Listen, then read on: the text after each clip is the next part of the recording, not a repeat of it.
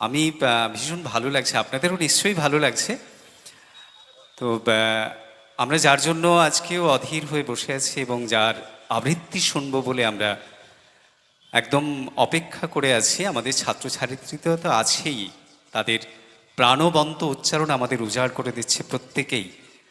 আমরা মঞ্চে ডেকে নিচ্ছি আমাদের প্রিয় শিল্পী। খুব ছোটবেলা থেকেই টিভিতে খবর পড়া শুনেছি আমি ব্যক্তিগতভাবে। তখন থেকেই তার প্রতি একটা ভালো লাগা, এবং পরবর্তীকালে আবৃত্তি জগতে যখন প্রবেশ করলাম তখন থেকে একটা ভালোবাসা তৈরি হলো আমাদের সেই প্রিয় শিল্পী প্রণতি ঠাকুর। তিনি আমাদের মধ্যে এসেছেন, তার আবৃত্তি আমরা শুনব। তার কাছে আমাদের অনেক আশা, তিনি আমাদের সব আশা পূরণ করবেন। আমি মঞ্চে ডেকে নিচ্ছি আমাদের প্রিয় শিল্পী প্রণতি ঠাকুর। সঙ্গে এসেছেন অত্যন্ত গুণী শিল্পী, আমাদের সকলের অত্যন্ত শ্রদ্ধেয় যন্ত্রসঙ্গীতে রয়েছেন শান্তনু বন্দ্যোপাধ্যায়। আমি প্রণতিদিকে মঞ্চে আসার জন্য আন্তরিকভাবে অনুরোধ করছি। আমাদের আকাশ কুসুমের ঐতিহ্য মেনে আমাদের প্রিয় শিল্পীকে আমরা প্রথমে বরণ করে নিচ্ছি। আমি মঞ্চে আসার জন্য অনুরোধ করব আমাদের আকাশ কুসুমের সভাপতি, আমাদের সকলের শ্রদ্ধেয় মাননীয় তরুণ গোস্বামী মহাশয় এবং সম্পাদক মাননীয় অনিমেষ জানা মহাশয়। আমরা বরণ করে নিচ্ছি আমাদের প্রিয় শিল্পীকে। এটা অত্যন্ত আনন্দের একটা সময়। সুদূর কলকাতা থেকে এই বয়সে তিনি এতটা জার্নি করে এসেছেন আমাদের জন্যে, আমরা অধীর হয়ে আছি।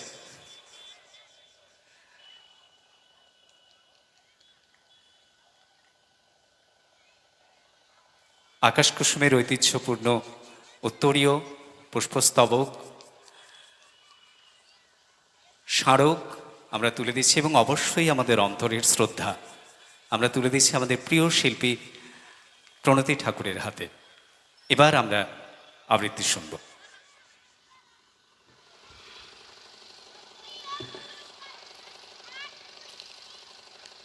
নমস্কার। আজ থেকে প্রায় 3 মাস আগে বিকাশ আমার সঙ্গে যোগাযোগ করেছিলেন আজকের এই অনুষ্ঠানে উপস্থিত হবার জন্য, অনুরোধ জানিয়েছিলেন। কিছু প্রাথমিকভাবে চিন্তাভাবনা এগিয়ে নিয়ে যাওয়ার একটা অসুবিধে ছিল, তার কারণ নির্বাচন এসে গেছে। কোন অঞ্চলে কবে নির্বাচন, সেই দিনক্ষণ ঘোষণার জন্যে তাকে অপেক্ষা করতে হয়েছিল।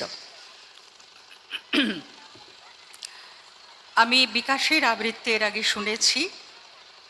আমি এটুকু শুধু বলবো যে এত বছর ধরে ও যে নিষ্ঠার সঙ্গে আবৃত্তি চর্চা করছে, শঙ্খমালার সঙ্গে যুক্ত হয়ে সুমন্ত্র সেনগুপ্তর অধীনে দীর্ঘদিন রয়েছে, এবং আকাশ কুসুম এই নামটি দিয়ে যে আবৃত্তি সংস্থা, আবৃত্তি চর্চা কেন্দ্র ওর নিজের, আমি প্রথমেই মুগ্ধ এই নামকরণটি নিয়ে। সাধারণত আকাশ কুসুম কথাটা আমরা একটু নেগেটিভভাবে ধরি, যে এত আকাশ কুসুম কল্পনা করো না, এত আকাশ কুসুম কী ভাবছ। কিন্তু আকাশ কুসুম নামের মধ্যে যে মাধুর্য আছে, কবিতার প্রতিটি শব্দের মধ্যে সেই মাধুর্য আছে। আমি বসে বসে শুনছিলাম ছোটদের সমবেত আবৃত্তি, অত্যন্ত ভালো, এবং কি কনফিডেন্স নিয়ে তারা কবিতা বলছিল। আমি আকাশ কুসুমের সকলের জন্য আন্তরিক শুভকামনা জানাই। এগিয়ে চলো, খুব ভালো হবে। শান্তনু, আমি হয়তো অর্ডারটা একটু চেঞ্জ করতে পারি, আমি ওই জন্য ফোনটা একটু হাতে রাখলাম।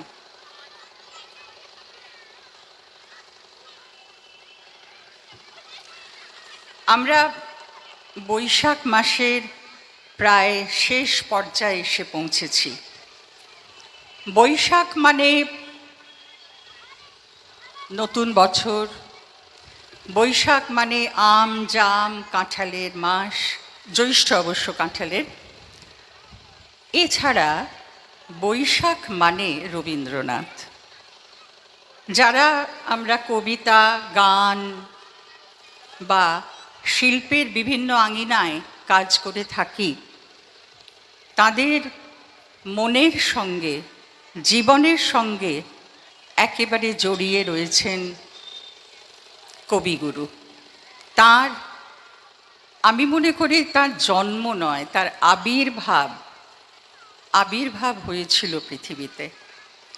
তিনি যদি না আসতেন, আমরা কি নিয়ে বাঁচতাম?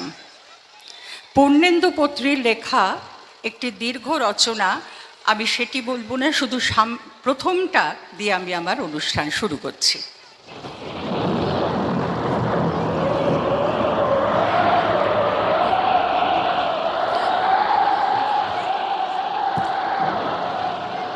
ঝড়ের মাস বৈশাখ, ঋতুচক্রের গতানুগতিক জীবনযাত্রার ঘুম ছুটিয়ে ধুলোর ধ্বজা উড়িয়ে ছুটে আসে সে। আগে আগে তাকে পথ দেখিয়ে চলে বিদ্যুৎ, তীব্র তার হাসির ছটা। পিছনে পিছনে হাঁটে বজ্র, পিঠে তার দারুণ দুন্দুভি। দেখি আকাশে জলে আগুন, রোদের চাপা কলিতে লাগে রক্তজবার রং। হাওয়ায় নড়ে চড়ে ওঠে ঘূর্ণি, মজা নদীর মজ্জায় পাকিয়ে ওঠে সিঁদুরে ঢেউ, শিউরে ওঠে বন। সারা ভুবন জুড়ে জাগে চঞ্চলতা। এই বৈশাখের মতোই রবি ঠাকুরের জন্ম। সোনার আশ্বিনে নয়, হিমের রাতের অঘ্রাণে নয়, ফুল রাঙানো ফাগুনে নয়, এই খর ক্ষিপ্র বৈশাখে তাঁর জন্ম। এই খ্যাপা বৈশাখের গৈরিক তিলক দিয়ে সাজানো তার জন্মদিনের ললাট। বৈশাখে প্রকৃতিরও নতুন জন্ম, আমাদেরও নতুন জন্ম এই বৈশাখে। 25শে বৈশাখে রবি ঠাকুরের জন্মদিনে। দেখতে হয় না ক্যালেন্ডার, জিজ্ঞেস করতে হয় না তারিখটা কবে। বুকের মধ্যে সাড়া ওঠে 25শে বৈশাখ আসছে, রবি ঠাকুরের জন্মদিন। আমাদের সাধক মহাপুরুষ কিংবা দেশপ্রেমিক নেতাদের জন্মদিনে উৎসব হয় না, হয় মিটিং। মিছিল বেরোয় মানুষের নয়, মোটর লরির। শহরের রাস্তাঘাট কেঁপে ওঠে মানুষের কলরবে নয়, জগঝম্পের লম্ফঝম্পে। এই সব জন্মদিনের স্রোতধারার একমাত্র লক্ষ্য মঞ্চ অথবা মিটিংয়ের মাঠ, আর সেখানে পৌঁছলেই সব শেষ। রবি ঠাকুরের জন্মদিনে বক্তা এসে বক্তৃতা দিয়ে যায় না, মানুষ এসে কথা কয়ে শোনায়। মুঠি পাকানো জেহাদ নেই এই জন্মদিনে, শুধু মুঠো মুঠো আনন্দ ছড়ানোর উদ্যম। তাতে ফুলের গন্ধ আছে, আছে ধূপের ধোঁয়া, আর আছে শ্রদ্ধা বিনয়ের পবিত্রতা।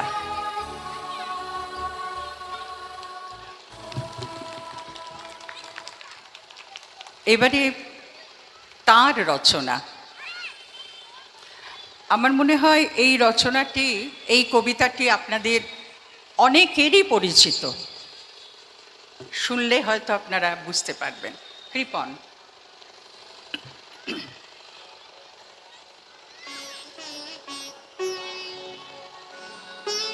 বিকাশ আমাকে বলেছিলেন যে দিদি চিন্তা করবেন না, কারণ অসম্ভব গরমের মধ্যে আমাদের দিন কাটছিল, কিন্তু আজকে এখানে এসে দেখলাম বিকাশের কথা ঠিক, খুব সুন্দর হাওয়া দিচ্ছে। কলকাতা শহরে এই হাওয়াটা আমরা পাই না। কৃপণ।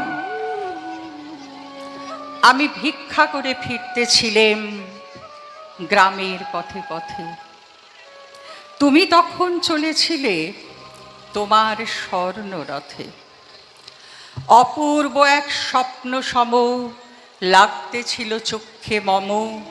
কি বিচিত্র শোভা তোমার, কি বিচিত্র সাজ।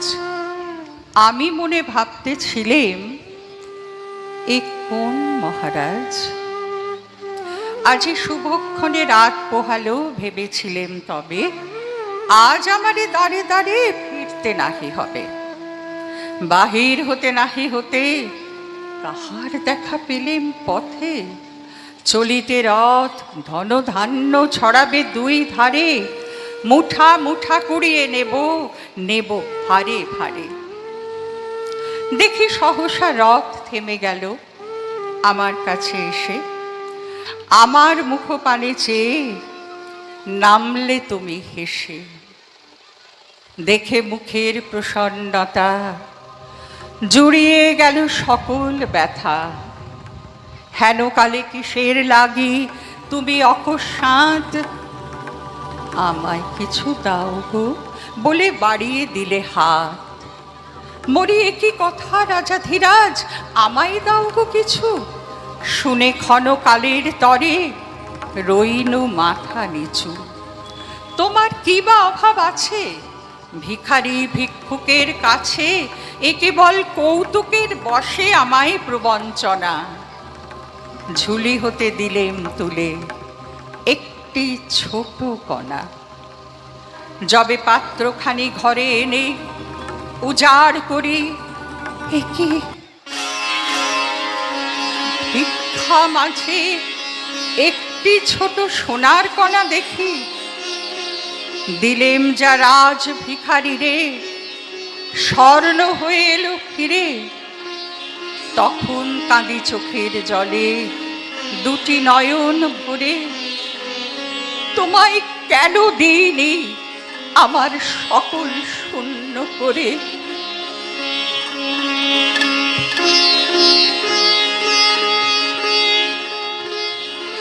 যে বিদ্যাসাগর মহাশয়, যে বঙ্কিমচন্দ্র চট্টোপাধ্যায়,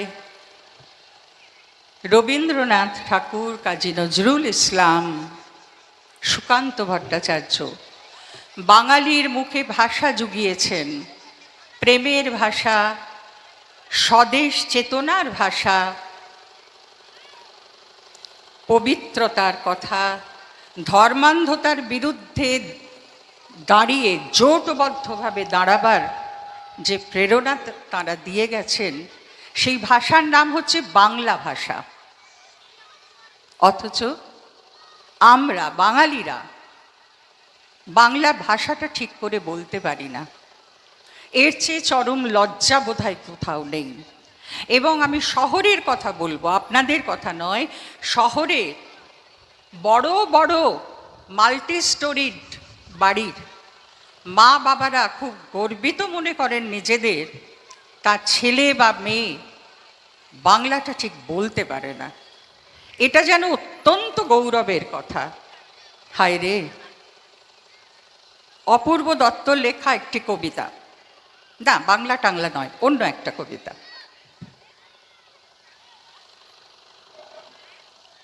মা বললেন, কবিতার নাম উপপাদ্য। মা বললেন, রনি তুমি ইংলিশে খুব উইক, আজ থেকে প্লিজ বিষয়টাকে রপ্ত করো কুইক। বেঙ্গলিটা কি বিচ্ছিরি, যেও না ওই রিস্কে। দরকার হলে লাগিয়ে দেব আরো 6 জন মিসকে। টেকনোলজির যুগে এখন কাঁঠাল ফলছে টবে, ভাবছোটা কি বাংলা শিখে রবি ঠাকুর হবে? অফিস থেকে ফিরল বাবা, ক্লান্ত গলদ ঘর্ম, রেগে বলল, রন্টি তোমার একই অপকর্ম। তোমার লেখাপড়ায় মাসে করছি এত খরচা, তার বদলে তুমি করছো বাংলা ভাষার চর্চা। দাদু বললেন, ব্রেভো ব্রেভো, জোরসে লাগাও তুড়ি।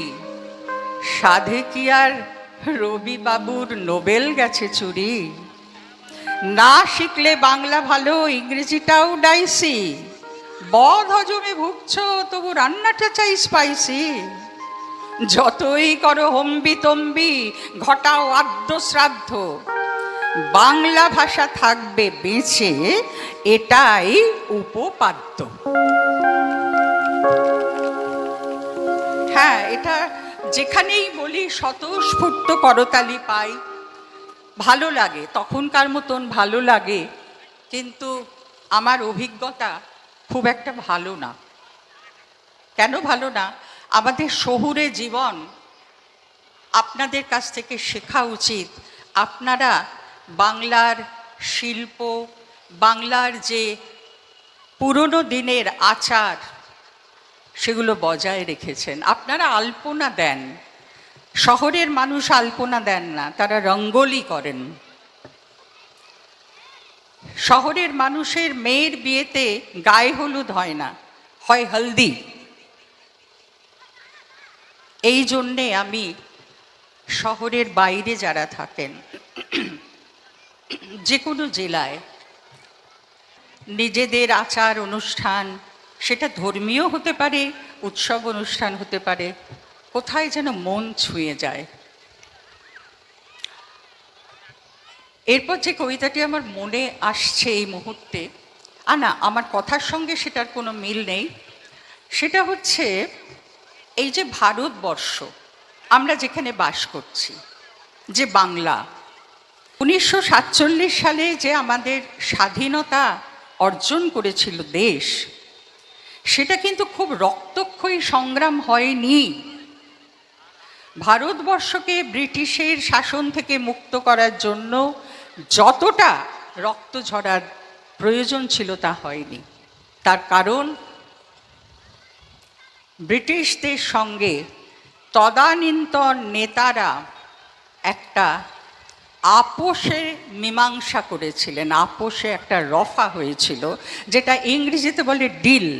একটা ডিল হয়েছিল কি না, ভারতবর্ষ নামক এই দেশটাকে আমরা যদি একটু খণ্ড খণ্ড করে দিই, কেটে দিই, কেক কাটে না, জন্মদিনে কেক কাটা, সে কেক কাটার মতন আমাদের দেশটাকে কেটে দেওয়া হয়েছিল। বাংলাকে দুভাগ করে দেওয়া হলো, পাঞ্জাবকে দুভাগ করে দেওয়া হলো।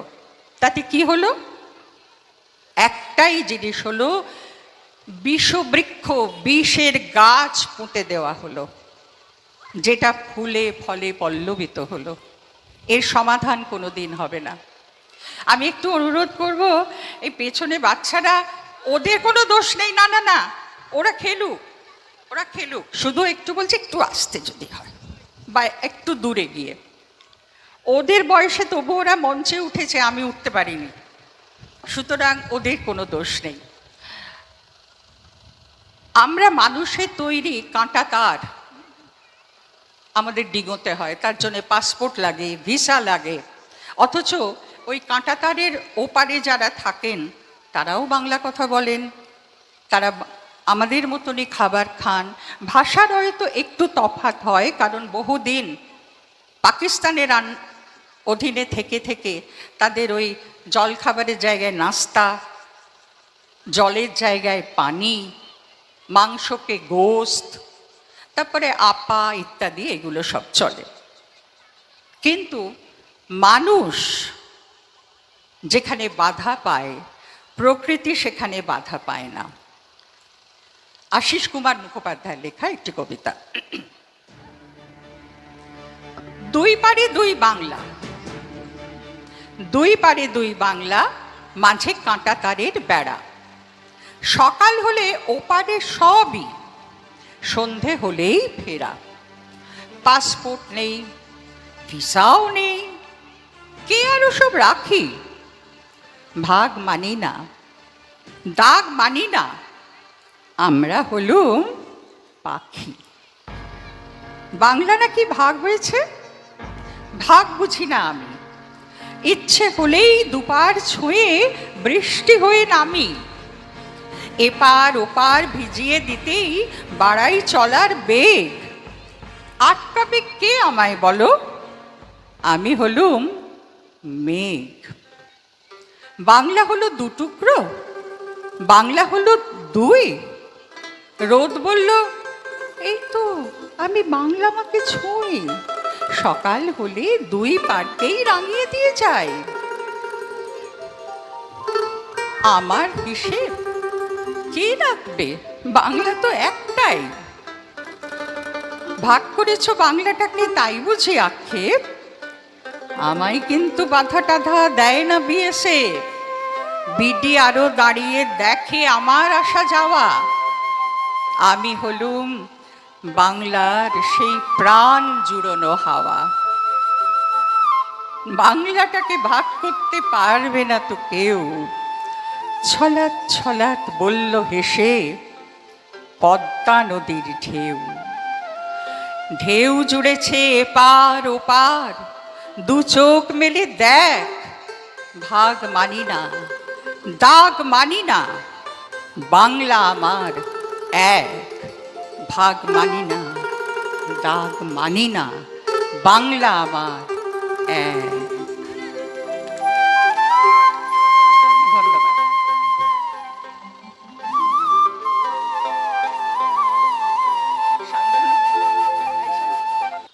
যার লেখা কবিতার আমাদের পরম শ্রদ্ধার কবি সুনীল গঙ্গোপাধ্যায়।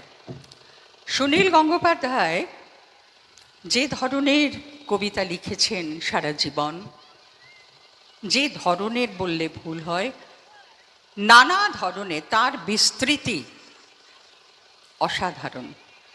কিন্তু এমন দুজন মানুষকে নিয়ে একটি কবিতা তিনি লিখেছেন যেটি এক সময়ে কখনো আমাদের চোখে পড়েনি। বহু দিন আগে লেখা একটি কবিতা, সেটা প্রায় চাপা পড়ে গিয়েছিল কবিতাটি, কেন কি জানি।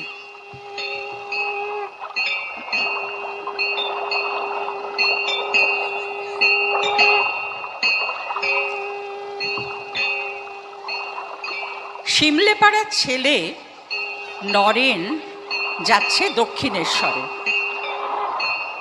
হাটখোলার মোড়ে দুই নাটুকে মাতালের সঙ্গে তার দেখা, অমৃতলাল আর গিরিশ। রাত কাটিয়েছে বিনোদিনীর বাড়িতে। নিদ্রাহীনতায় ও নেশায় এখন চারটি চোখ লাল। বিয়ার পান করতে করতে গিরিশের ঠান্ডা লেগে গেছে, তাই স্যাঙাতকে দিয়ে ঝট করে আনিয়ে নিয়েছিল বি হাইভ ব্র্যান্ডি। তখন হুইস্কি ছিল ঘোড়ার ওষুধ, বনেদি মদ্যপায়ীরা ছুঁত না। কেরেস্তান কবি, ওই রাজনারায়ণ দত্তর ছেলে কেরেস্তান কবি মাইকেল মধুর দেখাদেখি সিগারেট টানা ইদানিং ফ্যাশন হয়েছে। অমৃতলালের মুখে সেই আগুন আর গিরিশের ঠোঁটে পান। নরেনকে দেখে হৈ হৈ করে উঠল দুজন। গিরিশ খপ করে তার হাত চেপে ধরে বললে, আয় আয়, আর হন হনি করে চললে হায়া, ডুমুরে উল্টি হয়েছ, দেখাই পাই না।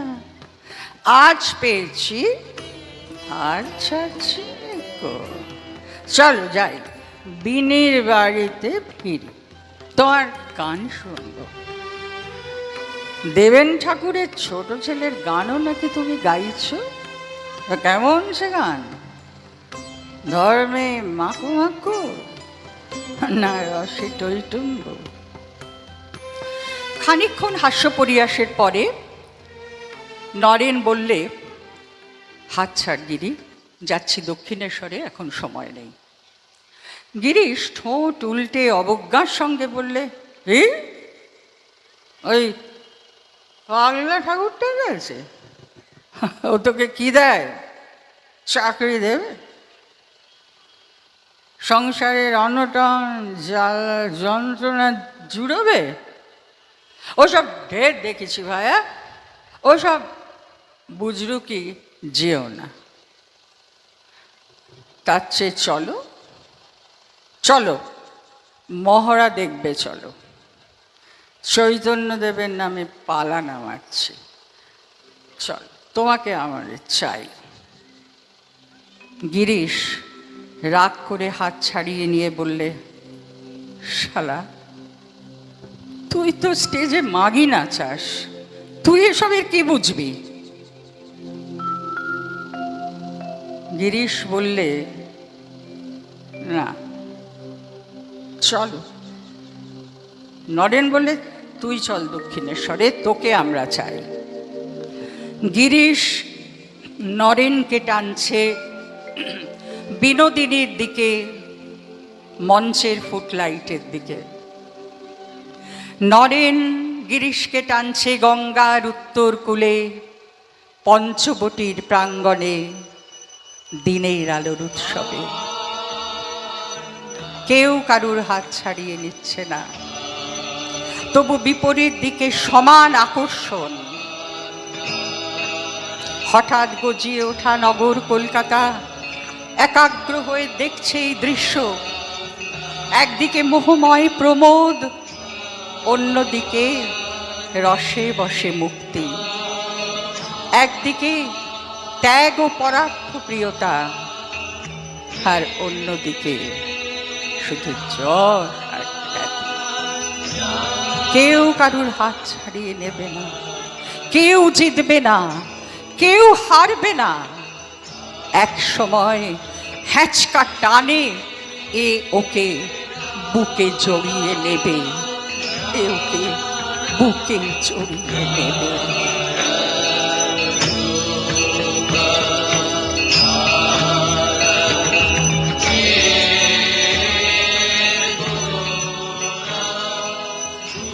আমি বিকাশ কোথায়? বিকাশ,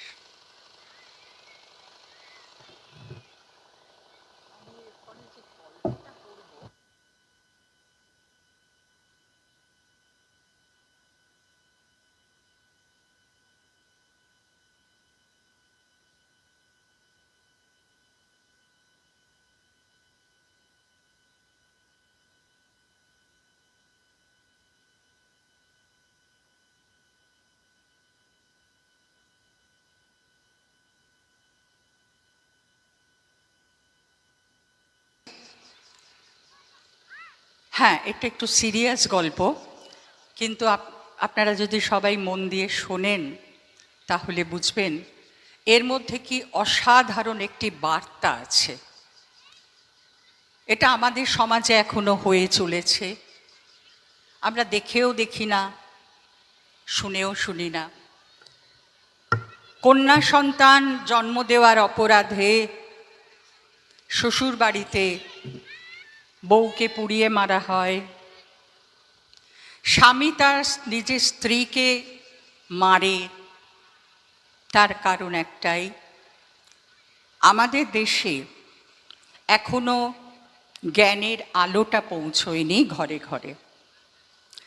একটি সন্তান কন্যা হবে কি পুত্র হবে সেটি নির্ভর করে না স্ত্রীর ওপরে, মহিলার ওপরে, সবটাই নির্ভর করে পুরুষের ওপর। যেহেতু এই সম্পর্কে কোনো ধ্যান ধারণা নেই, এমনকি বোঝাতে গেলেও কেউ বোঝে না, তাই আজকে শত শত মেয়েকে পুড়িয়ে মারা হয়, গাছে ঝুলিয়ে দেওয়া হয়। তার কারণ কন্যা সন্তান আমরা চাই না। মানুষ ভুলে যায় কন্যা সন্তান না হলে পুরুষেরও কিন্তু জন্ম হবে না। এইটা মাথায় রাখতে হয়। আমি যে গল্পটি পাঠ করছি এটা একেবারে নিজস্ব অভিজ্ঞতা থেকে লিখেছেন একজন কলকাতার একজন বিখ্যাত গাইনোকোলজিস্ট, স্ত্রী রোগ বিশেষজ্ঞ। তিনি যখন বিভিন্ন সদর হাসপাতালে বা প্রাথমিক স্বাস্থ্য কেন্দ্রে চাকরি করতেন, সেখানকার অভিজ্ঞতা। ডক্টর সোনালী মুখার্জির লেখা।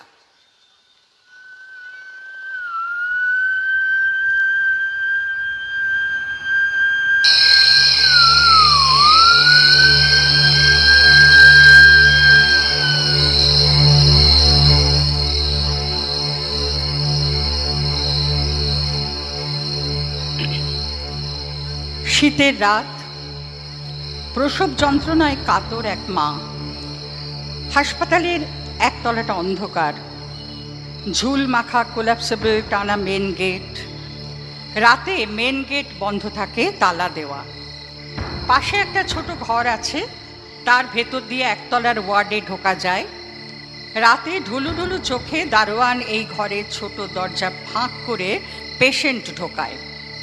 5 তলায় লেবার রুম, 3 তলায় ওটি। সেদিন বেল শুনে নিচে নেমেছে খুকি ডাক্তার। ব্যথায় অস্থির মা। আগে 5টা বাচ্চা আছে, এটা 6 নম্বর। আগের বাচ্চাগুলো বাড়িতেই হয়েছে, এবারেরটা কষ্টটা বড় বেশি। ডাক্তার খাতায় নাম লিখতে লিখতে চোখ তোলে। 5টা বাচ্চা, এবার বন্ধ হওয়ার অপারেশন করবে তো? মা যন্ত্রণায় কাতরাচ্ছে, জবাব নেই। সঙ্গে নোংরা জামা কাপড় পরা বাড়ির লোক কি জানি বিড়বিড় করে বলে। ছোট ডাক্তার এখনই ঠিক করে ফেলে লাইগেশন করিয়েই ছাড়বে। এখন তো মায়ের কনসেন্টই যথেষ্ট, টিপছাপ দিলেই চলে। মনে মনে ইংরেজিতে গালি দেয় ডাক্তার নেই, ডিসগাস্টিং। এদের জন্যেই তো দেশের এই অবস্থা। ব্যবস্থা আছে, আইন আছে, তবু এরা এগোচ্ছে না। গ্লাভস খুলে শ্যাওলা ধরা ভাঙা বেসিনে হাত ধুয়ে ফেলে ডাক্তার। ওপরে লেবার রুমে যুদ্ধ চলে। হিন্দু মেয়েরা চেঁচায়, মা, কাকি,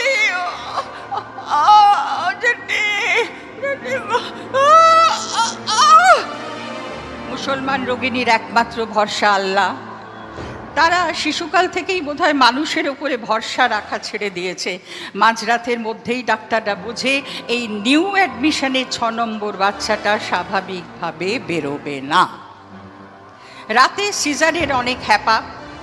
ওটি সিস্টারকে তোলো, আয়া মাসির হাতে খাতা পাঠাও, অ্যানাস্থেটিস্টের কোয়ার্টারে আবার সেই খাতায় ইন্টিমেশন দাও বাচ্চার ডাক্তারকে, রোগিণীকে রেডি করে ওটিতে নিয়ে পৌঁছোয়।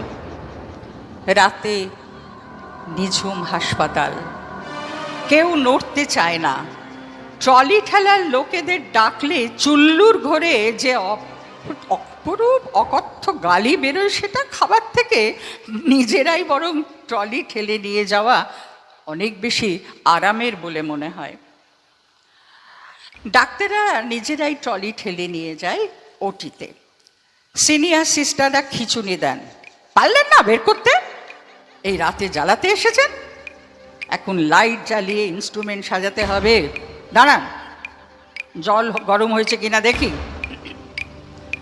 হাউস সার্জেনরা ঠান্ডায় জামা ছেড়ে সবুজ গাউন চাপাতে চাপাতে ঘ্যান ঘ্যান করে। ধর, আমাদের ভালো লাগছে যেন না, পারলে করুন না বের আপনারা। হ্যাঁ, যত সব। খুকি ডাক্তার ঝগড়া মেটায় তাড়াতাড়ি। দাঁড়া না বাবা, এই তো হয়ে যাবে। কি করবো সিস্টার, দেখুন না এই ফিটাল হার্টবিট কমে যাচ্ছে। 5টা তো হোম ডেলিভারির হিস্ট্রি রয়েছে। তাও দেখুন না, বাচ্চাটা তো হেঁটে হেঁটে রাস্তায় বেরিয়ে আসার কথা, কিন্তু কমপ্লিকেশন না থাকলে কি আর। দেখুন, মা তো কখনো অ্যান্টিনেটাল চেক আপও করায়নি না, একটু একটু বোঝবার চেষ্টা করুন। তাড়াহুড়ো করে শুরু হয় ওটি। ঘরমাক্ত ডাক্তাররা টেনে বের করে বাচ্চাকে। ফুটফুটে সুন্দর মেয়ে, গলায় নিজের কর্তাই জড়িয়ে প্রায় দমবন্ধ হতে বসেছিল। বাইরে এসে বলতেই সবাই হই হই করে উঠল। ঠিক আছে, ঠিক আছে, ঠিক আছে। বেবি ট্রে নিয়ে এগিয়ে এলেন নার্স। পেডিয়াট্রিশিয়ান ওজন টোজন দেখতে নিয়ে চলে গেলেন। হাঁপ ছেড়ে বাঁচল ছোট ডাক্তার দিদিমণি। এই বাচ্চাটাকে তার নিজের সম্পত্তি মনে হচ্ছিল। মা তো অজ্ঞান হয়েছিল, সে কি জানে কত কষ্ট করে কি পরিশ্রম করে বাঁচানো হয়েছে ওই ক্ষুদি সুন্দর মানুষটাকে। ও তো তাই এই ডাক্তারেরও বাচ্চা কিছুটা মাথায় একটা প্ল্যান ঘুরতে থাকে। কাল স্যালাইন চলতে চলতে এই কনসেন্ট ফর্মে টিপছাপ নিয়ে নিতে হবে, একেবারে লাইগেশন করিয়ে তবে ছুটি। সিজার হয়েছে তো 7 দিনের আগে তো ডিসচার্জ করা হবে না, এই একসঙ্গে যদি করে দেওয়া যায় মাটা বাঁচবে আর বাচ্চাগুলোও একটু বেটার লাইফ পাবে বলে আশা করা যায়। মহৎ সামাজিক কর্তব্য করার গর্বে টইটুম্বুর হয়ে ওঠে ভেতরটা। এই তো এমনি করেই পাল্টাবে সমাজ। নিজের পিঠটা নিজেই চাপড়ে ফেলে মনে মনে। কোনো রকমে ছাড়া জামা কাপড়গুলো ডেটল জলে ভরা বালতিতে চুবিয়ে দিয়েই দৌড় দৌড় ওয়ার্ডে। ভোরবেলার ওয়ার্ড, সাদা ছোট স্কার্ট, লম্বা স্টকিং পরা ছোট নার্স খাতা নিয়ে টেবিলে বসে ওষুধের হিসেব মেলাচ্ছে। চাদর কম্বল চাপা দিয়ে শুয়ে রয়েছে রোগিণীরা। কারো কারো পাশে বেবি কটে ছোট্ট পুঁটলি। ওয়ার্ডে ছোট আর্চ দিয়ে তাড়াতাড়ি পা চালায় ওই খুদি ডাক্তার। বেড নম্বর মনে করে সিজার পেশেন্টের। হ্যাঁ হ্যাঁ, গিয়ে দেখে ওমা পাশের কট খালি। তবে কি নার্সারিতে নিয়ে গেল? এখানে কট খালি কেন সিস্টার? বাচ্চাটা তো মরে গেছে। ডাক্তারের হার্টবিট বন্ধ হয়ে যায় 1 সেকেন্ডের জন্যে। মানে এত ভালো ওজন কি করেছেন আপনারা? চিৎকার করবেন না দিদি, একদম না। বিরক্ত হয়ে চোখ তোলে নার্স। আপনারই পেশেন্টকে জিজ্ঞাসা করুন, আমাদের ওপর চেঁচালে হবে? পাশের বেড থেকে একটা মেয়ে ডাক দেয়, দিদি, ডাক্তার দিদি, অত দুধ খাওয়াবে বলে সিস্টারের কাছ থেকে বাচ্চাটা চেয়ে নিল। তারপরে বুক দিয়ে চেপে মেরে দিল গো। আমি দেখেছি নিঃশ্বাস বন্ধ করে দিয়েছে ওর মা বাচ্চাটা। সিস্টার বিরস গলায় বলে, হ্যাঁ বলছে অজ্ঞানের ঘুরে বুঝতে পারিনি, কিন্তু ইচ্ছে করেই। তবে ধরা তো আর যাবে না কোনোভাবে। Post operative patient. মুখ বাঁকিয়ে উঠে যায় সিস্টার। ঘেন্না, আতঙ্ক আরো কি তোলপাড় করতে থাকে ডাক্তারের পেটের ভেতর। দৌড়ে গিয়ে দাঁড়ায় রোগিণীর পাশে। তুমি মানুষ? হ্যাঁ তুমি মা? জানোয়ার, কি করেছো তুমি জানো? তোমার বাচ্চা তুমি জন্ম দিয়েছিলে। জানো কি যে কিভাবে বাঁচিয়েছিলাম বাচ্চাটাকে? অমানুষ কাহাক্কা। চড় মারার জন্য নিষ্পিস করে ওটা হাতটা চুর করে নামিয়ে নেয় সে নিজে। মানবাধিকার, হ্যাঁ মানবাধিকার। সদ্য অপারেশন হওয়া পেশেন্ট, গায়ে হাত তোলা যাবে না, মানবাধিকার। ডাক্তারের গলাটা ধরে আসে, চোখটা জ্বালা করে। বাচ্চাটা এত পরিশ্রম, এত চেষ্টায় বাঁচানো বাচ্চাটা কি সুন্দর। জানোয়াররাও নিজেদের বাচ্চাকে বাঁচায়, জানো? জানোয়ার মায়েরাও তো তোমার থেকে ভালো।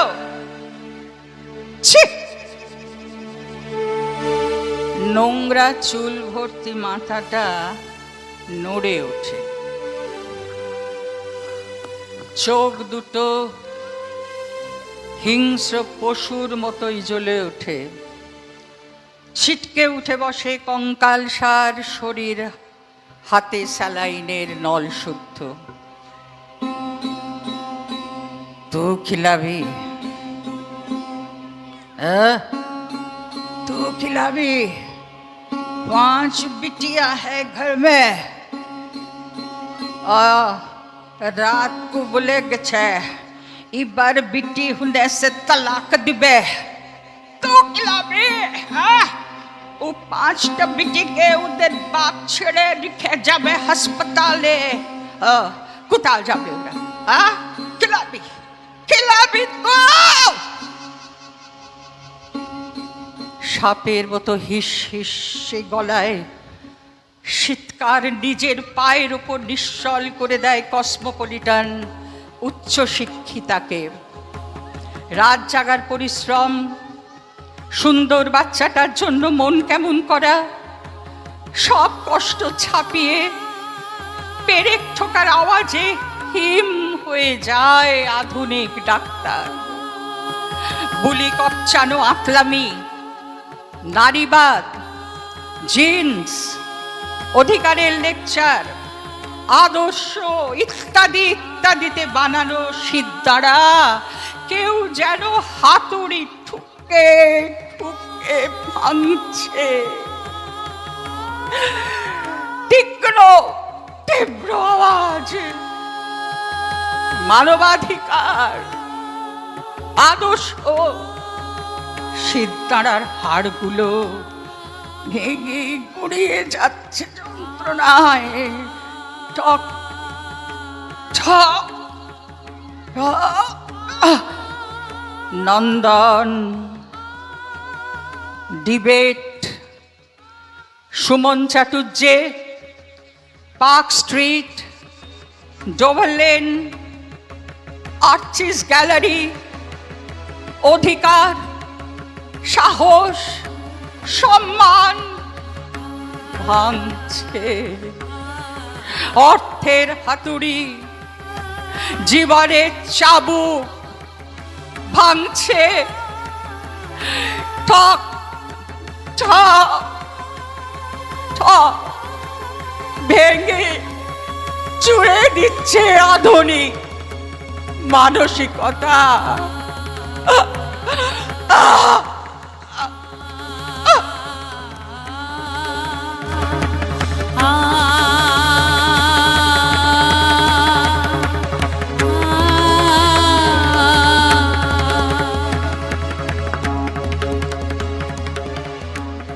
আপনাদের কি বলে ধন্যবাদ জানাবো আমি জানি না। এই প্রথম এই গল্পটি আমি এই খোলা মাঠে শোনালাম। এর আগে যতবার শুনিয়েছি প্রেক্ষাগৃহে, মানে হলের মধ্যে, অডিটোরিয়ামে। প্রথমে ভাবছিলাম এই গল্পটি পাঠ করব কি করব না। বিকাশকে জিজ্ঞেস করলাম, বিকাশ বলল যে হ্যাঁ দিদি আপনি করুন। আশা করি ভালো লেগেছে। শুনতে পাচ্ছি একটা বার্তা এখানে দেওয়ার। এই গল্পটি পাঠ করলাম ঠিক কথাই, নাটক আছে, সব আছে, কিন্তু বার্তা একটাই, কন্যা সন্তানকে আমরা যেন ভালোবাসি। পুত্র সন্তান হলে যেমন বাড়িতে আলো জ্বলে ওঠে, কন্যা সন্তান হলেও যেন তাই হয়। আমার সঙ্গে একমত? কই কোনো কিছু শুনতে পাচ্ছি না তো। আমি তো মেয়ের সঙ্গে ছবি তুললাম, অস্মিতা, যার ডাক নাম চিনি।